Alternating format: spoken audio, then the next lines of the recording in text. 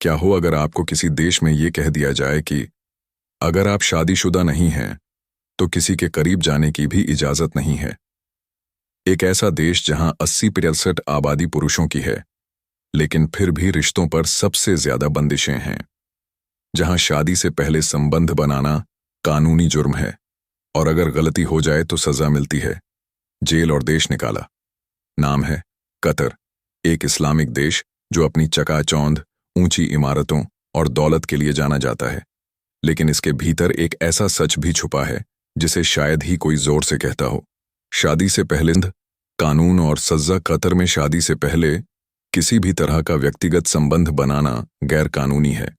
अगर कोई महिला बिना विवाह के गर्भवती हो जाए तो उसे कड़ी सजा मिल सकती है। यहां तक कि एक होटल रूम बुक करते समय भी शादी का प्रमाण पत्र दिखाना जरूरी हो सकता है। अगर कोई कपल सार्वजनिक स्थान पर हाथ पकड़े दिख जाए और किसी ने रिपोर्ट कर दी तो पुलिस पूछताछ कर सकती है। 80% पुरुष, लेकिन अकेलापन गहरा। कतर जैसे देश में जहां कुल जनसंख्या का लगभग 80% हिस्सा पुरुषों का है, वहां रिश्तों की परिभाषा एकदम अलग है। ये पुरुष ज्यादातर प्रवासी मजदूर होते हैं। भारत, पाकिस्तान, नेपाल, बांग्लादेश जैसे देशों से आए लोग जो अपने परिवार, बीवी बच्चों और अपने गांव की मिट्टी को पीछे छोड़कर अरब की रेत में भविष्य की तलाश में निकले होते हैं। ये लोग दिन रात कड़ी मेहनत करते हैं। Construction sites, shopping malls, restaurants और फैक्ट्रियों में पसीना बहाते हैं। लेकिन जब शाम ढलती है तो उनकी दुनिया एकदम खाली हो जाती है। न कोई अपना, न कोई सुनने वाला। रिश्तों की इजाजत नहीं, प्रेम का अधिकार नहीं, और समाज की मर्यादा इतनी सख्त कि अकेलापन सिर्फ एक भावना नहीं बल्कि एक सजा बन जाता है। हर दिन सूरज की रोशनी में वो मेहनत की मशीन बन जाते हैं और हर रात अंधेरे में एक इंसान की तरह टूटते हैं। ना मानसिक शांति, ना भावनात्मक सहारा, किसी से दिल की बात कहने की इजाजत नहीं, किसी के साथ बैठकर रो लेने का हक नहीं। वो सोशल मीडिया पर अपनों की तस्वीरें देखते हैं, लेकिन खुद को हर पल और दूर होता महसूस करते हैं। इन प्रवासी पुरुषों की हालत ऐसी है जैसे वो एक जीवित आत्मा के बिना शरीर बन चुके हों। काम की इजाजत है लेकिन प्यार की नहीं। रहने की छूट है लेकिन रिश्ते बनाने की नहीं। कतर का समाज उन्हें एक काम करने वाला मानता है, एक मशीन जिसे सिर्फ चलना है, रुकना नहीं।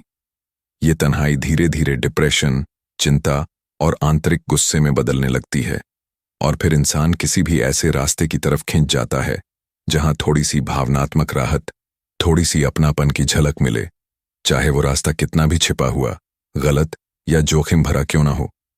फिर ये पुरुष क्या करते हैं? कई लोग निजी सेवाओं की तलाश करते हैं जो अक्सर छुपे हुए रूप में उपलब्ध होती हैं।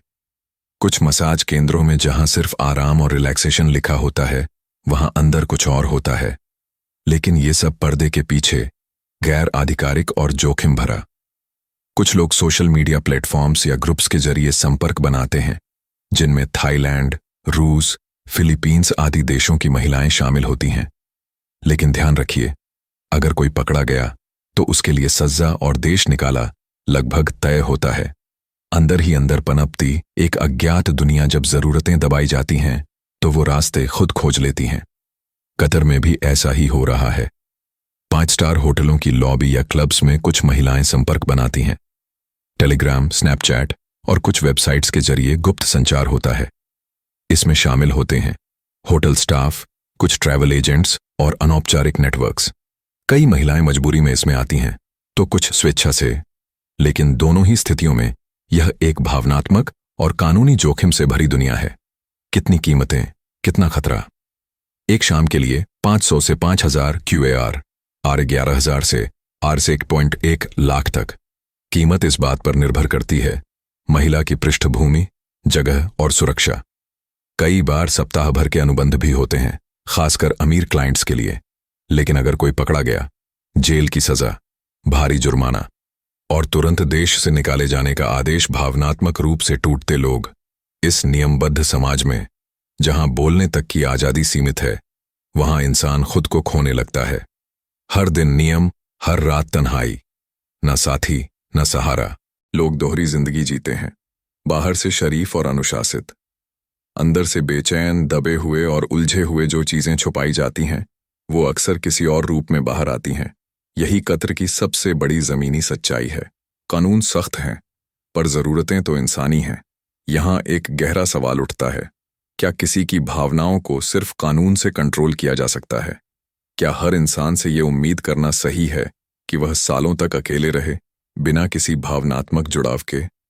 जब सिस्टम और जरूरतें टकराते हैं, तब या तो लोग चुपचाप बगावत करते हैं या भीतर ही भीतर टूट जाते हैं।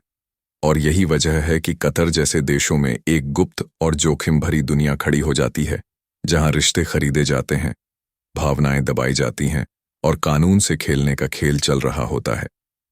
तो अगली बार जब आप कतर की चमकती सड़कों, ऊंची इमारतों और मॉल्स को देखें, तो याद रखिए, वहां सब कुछ वैसा नहीं होता जैसा दिखता है। उस समृद्धि के पीछे एक बेचैन समाज है, जहां रिश्तों को नियमों से तौला जाता है और जिंदगी सिर्फ कंट्रोल में रखने का दूसरा नाम बन चुकी है। और यही वो जगह है जहां इंसानी भावनाएं सबसे बड़ी कैदी बन जाती हैं।